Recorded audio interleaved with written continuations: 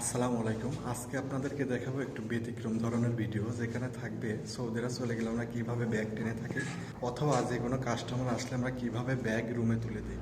তো আমি যেহেতু সৌদি আরবের একটি আবাসিক হোটেলে কর্মরত আছি, যার সুবাদে মাঝে মধ্যে আবাসিক হোটেলের ভিডিও আপলোড করে থাকি, সেইখান থেকে অনেক শুভাকাঙ্ক্ষীরা আমার ভিডিওগুলো দেখে অনেক রকম প্রশ্ন করে থাকেন।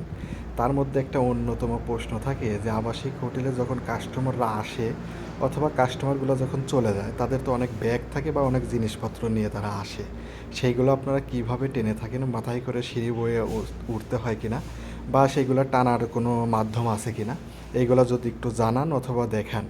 তো আমি যেহেতু অনেক সময় অনেক রকম ভিডিওতে এগুলো বলেছি, কিন্তু কখনো ভিডিও করে দেখানো হয় নাই।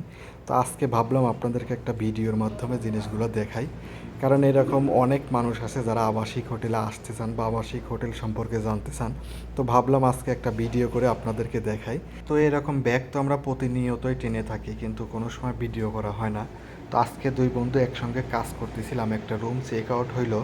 বন্ধুকে বললাম আমি ব্যাগগুলো টানি, তুই একটু ভিডিও করে দে। তো আমার অনুরোধে বন্ধু একটা ভিডিও করে দিল, সেই ভিডিওটাই এখন আপনাদেরকে দেখাবো। তো ভিডিওতে দেখতে পাচ্ছেন আমি একটা গাড়ি ধাক্কা দিয়ে নিয়ে যাচ্ছি।